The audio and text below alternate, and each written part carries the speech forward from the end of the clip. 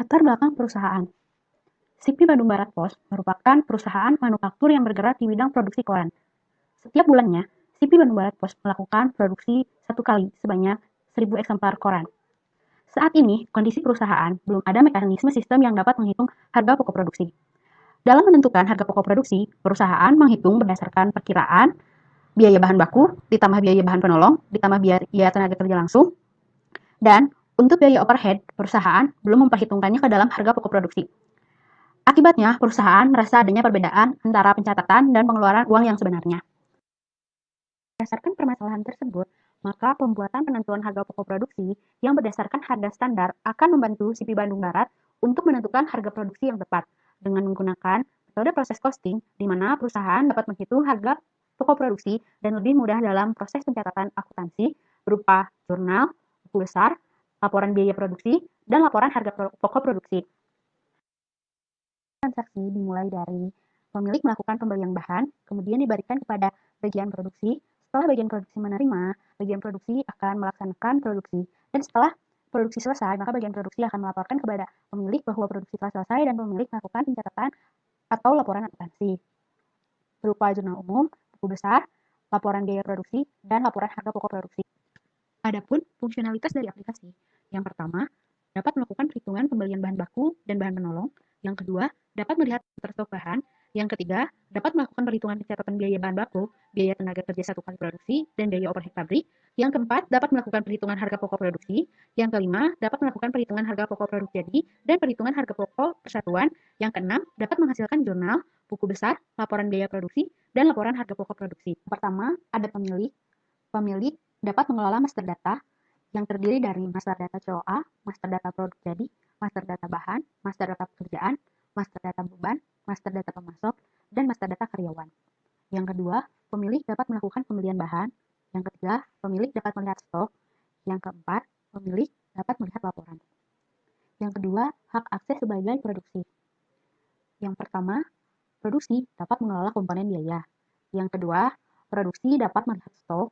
Yang ketiga, produksi melakukan perhitungan produksi. Halaman ini merupakan halaman login. Jika pemilik atau produksi akan masuk ke dalam sistem, pemilik dan produksi harus login terlebih dahulu dengan memasukkan username dan password yang telah diatur sebelumnya. Di sini kita akan login sebagai pemilik dengan username Sani dan memasukkan passwordnya. Setelah username dan password diisi, maka kita klik tombol login. Setelah login, maka tampilannya itu akan berada pada beranda. Di sini ada master data COA, master data produk jadi, master data bahan, master data pekerjaan, master data beban, master data pemasok, master data karyawan. Menu setoran modal. Menu setoran modal ini adalah setoran awal pemilik atau modal awal pemilik. Di sini bisa menambah modal. Kita di sini akan menambahkan modal 100 juta. Modal sudah tersimpan. Setelah itu, jika modal sudah tersimpan, kita dapat melakukan pembelian untuk produksi, yaitu pembelian bahan baku. Kita klik tombol pembelian. Setelah kita klik tombol pembelian, maka tampilannya akan seperti ini. Klik tambah. Setelah klik tambah, maka kita harus memilih pemasok terlebih dahulu. Di sini saya memilih pemasok Sinar Jaya. Simpan. Setelah itu, tambah pembelian. Klik. Kita dapat melakukan pembelian bahan baku. Yang pertama, kita pilih untuk bahan baku kertas buram dengan harga 90.000, diumpamakan harganya 90.000, jumlahnya 8. Klik tombol simpan. Jumlah tersebut 8 dream.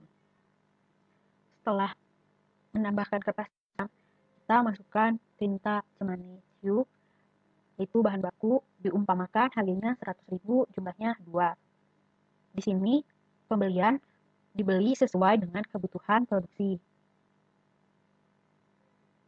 Plat cetakan, itu bahan penolong, diumpamakan harganya 20.000 dengan jumlah 8 lembar. Setelah itu kita memasukkan tinta warna, harga beli diumpamakan 100.000, jumlahnya 1. Itu 1 botol. Pembelian aku di sini berdasarkan kebutuhan, yaitu 1 kali produksi dibutuhkan 8 rim kertas buram, dibutuhkan 2 botol tinta cepak cemani, dibutuhkan 8 lembar plat cetakan, dan 1 botol tinta warna. Total pembeliannya yaitu 1.180.000 dan kita klik tombol selesai. Dan kita simpan pembelian tersebut dan klik tombol iya. Pembelian sudah diproses dan berhasil. Setelah itu, kita akan keluar dan login sebagai bagian produksi dengan username Riri dan memasukkan password terlebih dahulu dan klik tombol login. Setelah tombol login diklik, maka kita akan ada di menu atau ada di beranda. Setelah itu, kita memasukkan komponen media terlebih dahulu. Di sini kita akan memproduksi koran bulanan. Karena ini tadi contoh untuk memasukkan kode produk atau memasukkan produk. Setelah itu kita klik tombol tambah di koran bulanan dan kita masukkan PBB-nya. Di sini sudah dimasukkan PBB untuk koran bulanan, yaitu bahan bakunya yang pertama ada kertas buram, jumlahnya 4 lembar, ada bahan baku yang kedua yaitu tinta, diperlukannya dalam satu produk itu 2 mili. Setelah itu kita ke menu bahan penolong. Di sini bahan penolong ada plat cetakan, dibutuhkan dalam 1 kali produksi itu 8 lembar, dan ada tinta warna. Tinta warna itu dibutuhkan dalam satu produk itu 1 mili.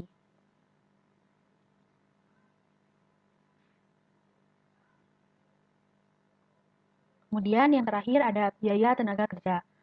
Biaya tenaga kerja ini berhubungan dengan karyawan atau pekerjaan. Di sini ada tarif atau gaji yang diberikan pada pekerja yang ada di CV Bandung Barat Pos. Untuk mencetak, tarifnya 100.000, mengemas juga 100.000. Sebelum melakukan perhitungan produksi, maka sebaiknya bagian produksi mengecek ketersediaan bahan di menu stok. Kita klik stok bahan. Di sini muncul stok bahan. Stok bahan di sini sudah dikonversi. Tadinya pembelian 8 rim, isi kertas itu 500 lembar. 8 dikali 500 itu 4.000, dan tinta sudah dikonversi menjadi mili. Plat cetakan juga sudah menjadi lembar. Tinta warna juga sudah menjadi per mili. Setelah stok tersedia, maka klik tombol produksi lalu buat. Pilih di sini koran bulanan karena tadi kita sudah memasukkan komponen biaya. Klik tanda tambah koran bulanan, lalu masukkan jumlah produksi. Di sini kita akan memproduksi sebanyak 1.000 eksemplar koran. Beban listrik diumpamakan 100.000, beban perbaikan juga diumpamakan 100.000. Klik tombol simpan. Di sini ada komposisi untuk 1 eksemplar koran. Kertas buram 4 lembar, tinta 2 mili. Di sini masing-masing akan dikalikan dengan jumlah produksi. Menghasilkan kebutuhannya yaitu 4.000 lembar dan 2.000 mili. Harga di sini harga per lembar dan di sini harga per 1 mili. Dikalikan menjadi subtotal. Di sini ada tenaga kerja, yaitu pekerjaannya mencetak dan mengemas karyawannya. Untuk mencetak ada 4 orang, untuk mengemas ada 2 orang. Tarifnya keduanya sama-sama 100.000. Dikali 100.000 dikali 4 orang, 100.000 dikali 2 orang, dan subtotalnya jadi 600.000. Biaya overhead pabrik, ini ada plat cetakan, komposisinya 8 lembar, produksinya 1.000, kebutuhannya 8 lembar. Ini tidak dikalikan karena 1 kali produksi sebanyak 1.000 eksemplar hanya membutuhkan 8 lembar plat cetakan. Dengan harga satuannya 20.000, 8 dikali 20.000, 160.000. Dan tinta warna komposisinya 1 mili dikali 1.000 untuk kebutuhan produksi 1.000 eksemplar. Kebutuhannya menjadi 100 mili dengan harga per milinya 100 rupiah. 100 rupiah dikali 1.000 yaitu 100.000, subtotalnya menjadi 260.000. Untuk biaya overhead, di sini beban listrik dan beban perbaikan ditambahkan, termasuk ke dalam komponen biaya overhead pabrik.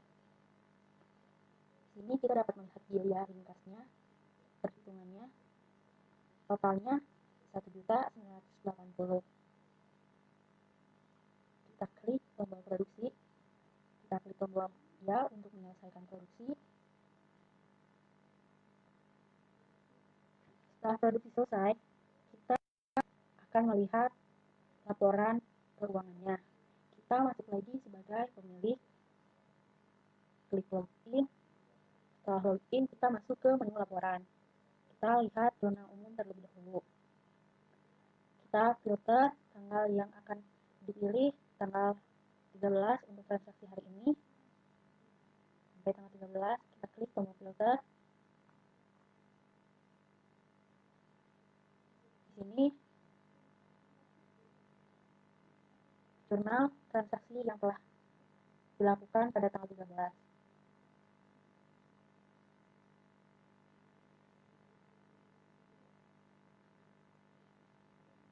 Kas pada modal adalah jurnal untuk setoran modal awal. Kas pada modal ini juga sama untuk setoran modal awal. Persediaan bahan baku ini untuk pembelian bahan baku. Persediaan bahan penolong pada kas untuk pembelian persediaan bahan penolong. BBB ini, BBP ini adalah kas untuk pemakaian bahan baku. BOPS pada persediaan bahan penolong, yaitu jurnal untuk pemakaian bahan penolong. BDP, BTK pada gaji dan upah, yaitu jurnal untuk pembayaran upah atau gaji.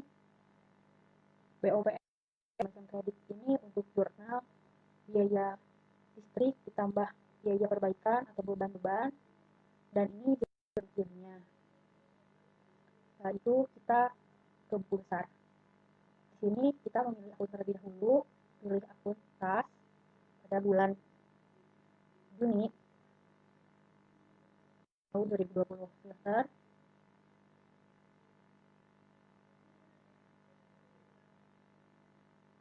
Ini adalah transaksi yang terjadi yang masuk pada buku besar di bulan Juni, buku besar kas.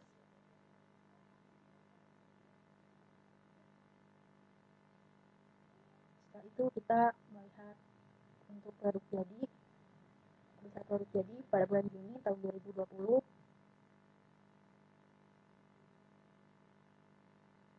Buku besar ini menampilkan persediaan produk jadi yang terjadi di bulan Juni. Setelah itu persediaan bahan baku pada bulan Juni juga 2020 menampilkan buku besar persediaan bahan baku. Lalu BBB bahan pokok untuk bulan Juni. BBB ini yaitu pemakaian bahan baku.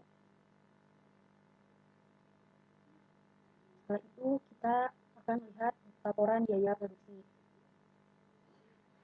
Kita pilih untuk bulan Juni tahun 2020 dari sistem akan otomatis menampilkan bulan dan tahun yang dicari. Laporan biaya produksi ini memberikan informasi mengenai total biaya, unit ekuivalensi, biaya produksi persatuan.